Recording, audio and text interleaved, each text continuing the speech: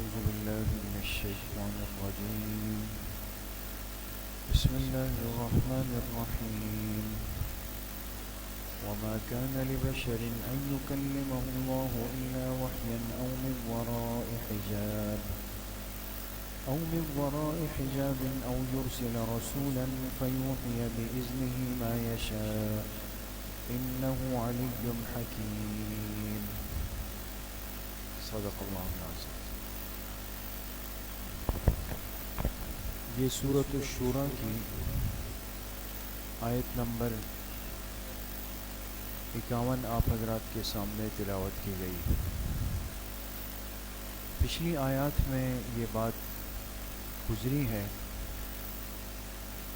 کہ اس کائنات میں اللہ پاک نے کسی کو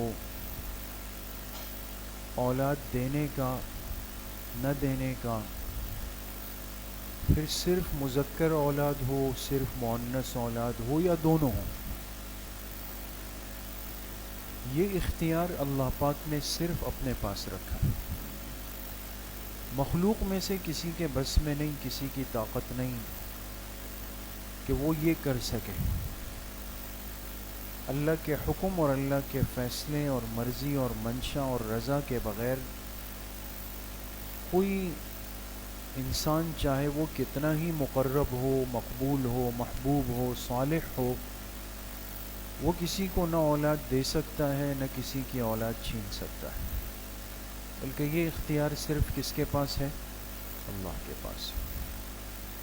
اسی طریقے سے جو آج کی آیت ہے، اس میں بھی اللہ پاک نے اپنے ایک ایسے ہی اختیار کو ذکر کیا کہ جس میں کسی مخلوق کی گنجائش نہیں ہے، عمل دخل نہیں ہو سکتا، چاہے وہ مخلوق اللہ پاک کی کتنی بھی مقرب ہو، لیکن ہوتا وہی ہے جو اللہ پاک چاہتے ہیں. اس آیت کا ترجمہ ہے وَمَا كَانَ لِبَشَرٍ، اور کسی بشر کے اختیار میں یہ بات نہیں ہے أَن يُكَلِّمَهُ اللَّهُ، کہ اللہ تعالیٰ اس سے کلام کر لے، یعنی آمنے سامنے. یہ کسی بشر کے بس میں نہیں کہ وہ اللہ سے اور اللہ اس سے آمنے سامنے کلام کر لے، الا مگر یہ کہ وحیاً، یا تو وحی کی شکل ہوگی، او من وراء حجاب، یا پردے کے پیچھے کی شکل ہوگی، او یرسل رسولا، یا کسی فرشتے کو بھیجا جائے گا، فیوحی بإذنہ ما یشاء، پھر وہ فرشتہ اللہ کی اجازت سے وہ وحی بھیج دے گا جو اللہ چاہیں گے. انہ علی حکیم، بے شک اللہ کی ذات ہی عالی شان ہے، حکمت والی. ایک بہت بڑا اعتراض جو یہود کی طرف سے خصوصیت کے ساتھ اور مشرکین مکہ کی طرف سے آپ علیہ الصلاۃ والسلام پر ہوتا تھا کہ آپ ہم سے کہتے ہیں کہ مجھ پر یہ وحی آئی ہے، آج مجھ پر یہ آیت اتری ہے، آج مجھ پر یہ سورت اتری ہے، تو کیا اللہ پاک نے آپ سے براہ راست آمنے سامنے بات کی اور آپ کو اللہ نے خود یہ وحی سنائی؟ تو ظاہر سی بات ہے کہ وحی اس شکل میں تو پیغمبر پہ نہیں آتی، بلکہ وحی کے آنے کی مختلف شکلیں ہیں.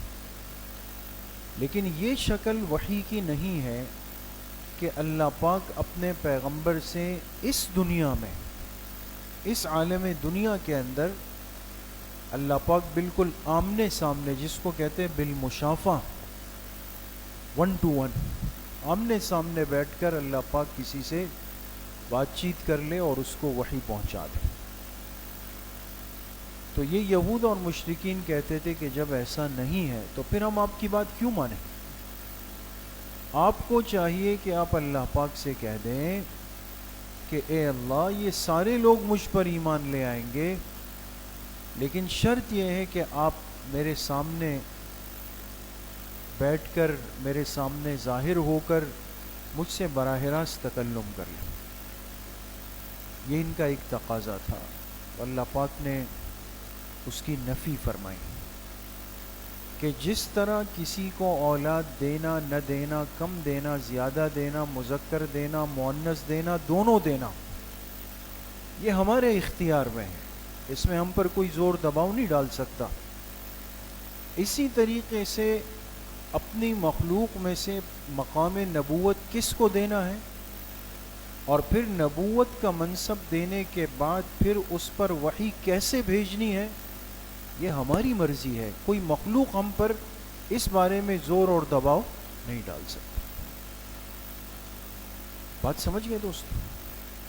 تو ایک بات تو بالکل صاف ہو گئی کہ وحی کی یہ شکل اس کائنات اور اس دنیا میں ممکن نہیں کہ اللہ پاک کسی کے سامنے، چاہے وہ پیغمبر اور نبی کیوں نہ ہو، آ جائے اور پھر آمنے سامنے اللہ پاک کسی سے ہم کلامی کر لے، یہ اس دنیا میں نہیں ہو سکتا۔ بات سمجھ گئے؟ رہ جاتی ہے بات کہ حضور علیہ الصلاۃ والسلام نے اللہ پاک کی زیارت فرمائی، دیدار فرمایا، اللہ سے ہم کلامی کی، اللہ نے آپ کو 3 تحفے دیے، 50 نمازیں دیں، یہ سب ہوا ہے نا دوستوں؟ ابھی لیلۃ المعراج گزری ہے، آپ نے بیانات سنے، تو پھر وہ کیسے ہوا؟ جی وہ عالم بالا میں ہوا، عالم دنیا میں نہیں۔ بات سمجھ گئے؟ وہ اس دنیا کی بات نہیں ہے، وہ عالم سماوات کی بات ہے، جہاں تک کسی کی رسائی نہیں، کوئی نہیں گیا، کسی کی بھی رسائی نہیں۔ وہ عالم بالا ہے جہاں اللہ نے اپنے حبیب صلی اللہ علیہ وسلم کو اپنے پاس بلایا ہے، اور جمہور کی رائے یہ ہے کہ اپنا دیدار بھی کروایا ہے، اور آپ سے ہم کلامی بھی فرمائی ہے، اور آپ کو 3 تحفے بھی عنایت فرمائے ہیں۔ باقی دنیا میں وحی کس طرح پیغمبر پر آتی ہے؟ اب اس بارے میں دوستوں ہمارے ہاں تو ظاہری سی بات ہے کہ ایک سادہ سا سوال ہے کہ وحی کیسے آتی ہے، تو ہم اس کا جواب دیں گے کہ فرشتہ آتا ہے، اور فرشتہ کون؟ حضرت جبرائیل علیہ الصلاۃ والسلام تشریف لاتے ہیں، اور وہ اللہ کی طرف سے وحی لے کر اللہ کے نبی کو پہنچا دیتے ہیں، پھر نبی کے ذمہ ہے کہ اس کو آگے منتقل کر دیں۔ یہ وحی کے پہنچنے کا ایک ذریعہ ہے دوستو، ایک ذریعہ ہے۔ باقی پیغمبر پر جو وحی آتی ہے یہ کتنے ذریعوں سے آ سکتی ہے، یہ مستقل حدیث کی ایک بحث ہے، ایک طریقہ نہیں ہے، لیکن ایک طریقہ معروف ہے، یہ معروف طریقہ ہے۔ قرآن کریم کی اس آیت میں جو آپ کے سامنے ابھی آئی، آیت نمبر 51 سورۃ الشورى میں، اس آیت میں اللہ پاک نے وحی کے 3 طریقے ذکر فرمائے۔ کتنے طریقے؟ 3 طریقے، بہت غور کیجئے گا دوست۔ ایک طریقہ یہ ذکر کیا کہ الا وحیاً، وحیاً ہم یہ سمجھیں گے کہ وحی کا ترجمہ اسی وحی سے ہوگا کہ فرشتہ آ کر وحی دے جاتا ہے، لیکن ایسا نہیں، بلکہ یہاں وحی سے مراد کیا ہے؟ القاء فی القلب، القاء فی دل کے اندر اللہ پاک ایک مضمون اپنے پیغمبر کے لیے القاء کر دیتے ہیں، ڈال دیتے ہیں مضمون، پھر اس مضمون کو آگے تعبیر کرنے کے لیے الفاظ کا انتخاب یہ پیغمبر کو دے دیا جاتا ہے، یہ بھی وحی ہے دوست۔ بات سمجھ رہے ہیں دوست؟ ایک مضمون ہوتا ہے اللہ کی طرف سے جو القاء کیا جاتا ہے، جو ڈالا جاتا ہے پیغمبر کے دل پر۔ اس کو آج آپ نے سنا ہوگا، لوگ کہتے ہیں بھئی میرے دل میں یہ الہام ہوا، میرے دل میں یہ بات ڈال دی گئی۔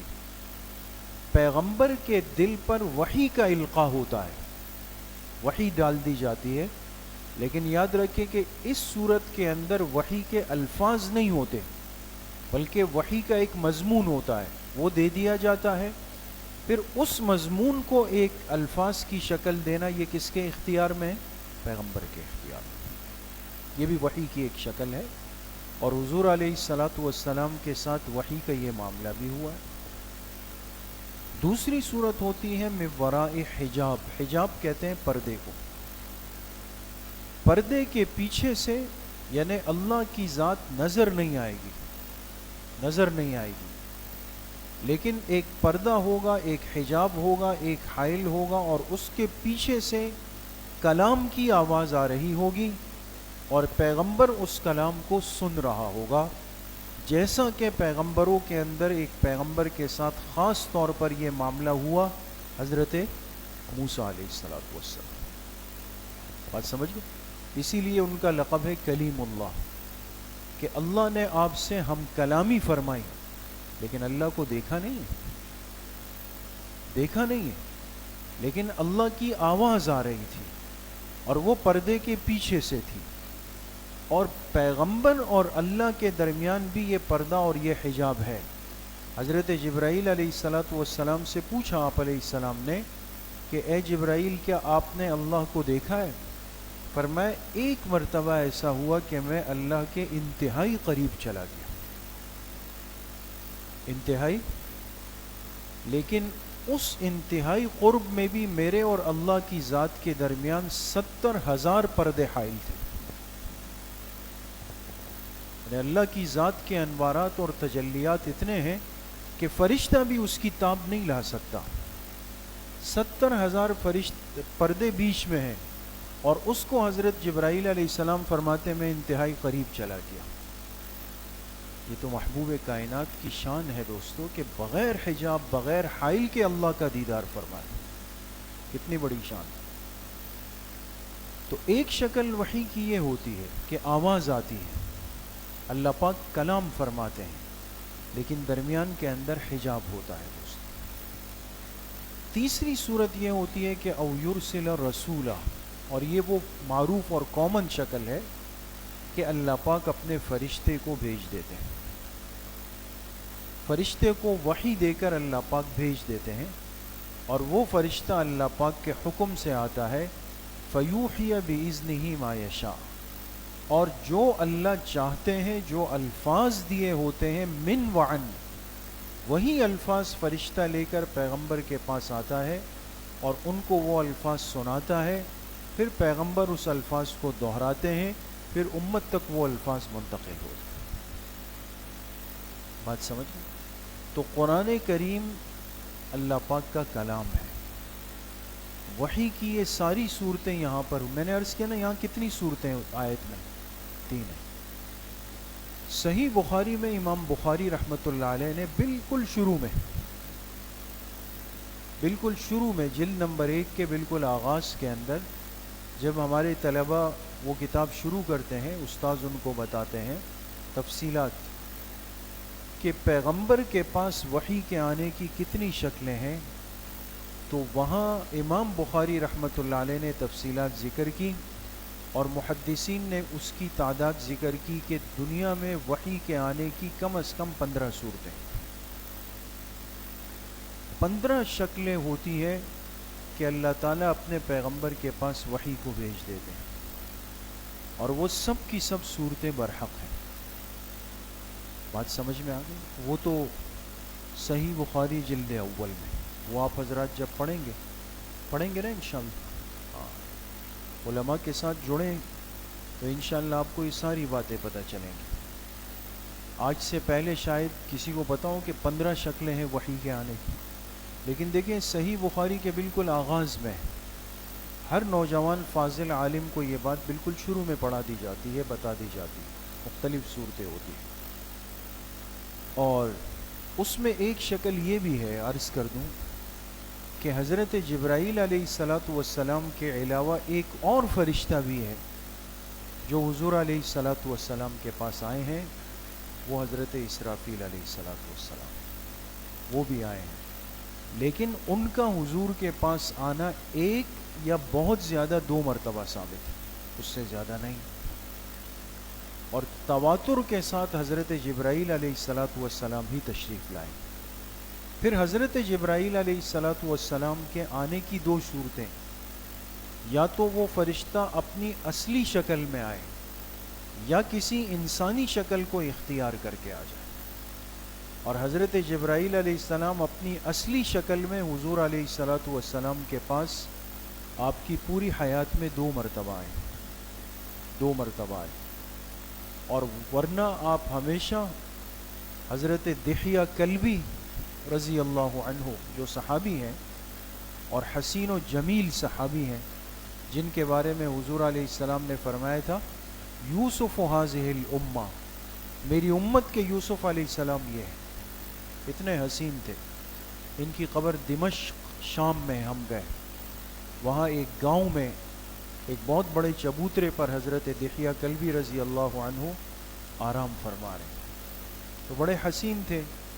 تو اور فرشتہ جو ہوتا ہے یہ نورانی مخلوق ہے، نورانی مخلوق کو دنیا میں آنے کے لیے انسانی شکل جو دی گئی وہ بھی خوبصورت دی گئی تاکہ زیادہ محسوس نہ ہو فرق، تو ان کی شکل میں آتے اور آپ علیہ السلام کے ساتھ بیٹھ جاتے۔ ان کے جانے کے بعد آپ صحابہ سے پوچھتے کہ میرے ساتھ کون بیٹھے تھے، تو وہ کہتے تھے دحیہ تھے۔ آپ فرماتے یہ حضرت جبرائیل علیہ السلام تھے جو حضرت دحیہ کی شکل میں آئے تھے اور یہ پھر یہاں سے واپس چلے گئے۔ تو عرض کرنے کا مقصد یہ ہے کہ وحی کا آنا اللہ کی طرف سے یہ بھی اللہ کے اذن اور اختیار پر ہے، کوئی زور زبردستی اس میں نہیں ہے۔ پھر کس شکل میں آئے، کس انداز سے آئے، کون لے کر آئے، کتنی لے کر آئے، یہ بھی انسان نہیں کر سکتا، یہ بھی اللہ پاک کے اذن اور اللہ تعالیٰ کی اجازت پر موقوف ہے۔ لیکن اس امت کی شان اور خصوصیت یہ ہے کہ ہمارے پاس وہ وحی ہے جس نے قیامت تک چلنا ہے، اور ہمارے پاس سب سے زیادہ وحی کا حصہ ہے، وہ احکامات، وہ قصص، وہ امثال، وہ سب چیزیں اللہ پاک نے اس کلام کے اندر جمع فرما دی۔ اور پھر سب سے بڑھ کر بات یہ ہے کہ ہمارے پاس وہ وحی ہے کہ جس کے ایک نقطے میں بھی کوئی اضافہ یا کمی بیشی نہیں ہو سکتی، اس لیے کہ اللہ نے اس کی حفاظت کا ذمہ خود لے رکھا۔ اللہ پاک مجھے بھی آپ سب کو صحیح عمل کی توفیق نصیب کرے۔ الحمدللہ رب العالمین، والصلاۃ والسلام علی سیدنا۔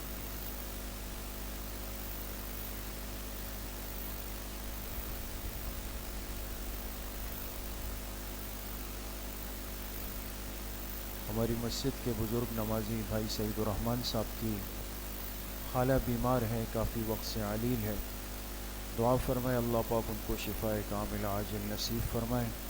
جتنے بیمار گھروں میں ہیں، اسپتالوں میں ہیں، جن امراض کے اندر مبتلا ہیں، اللہ پاک سب کو صحت کاملہ عاجلہ نصیب فرمائے۔ وصلی اللہ وسلم علی نبینا محمد وآلہ وصحبہ اجمعین۔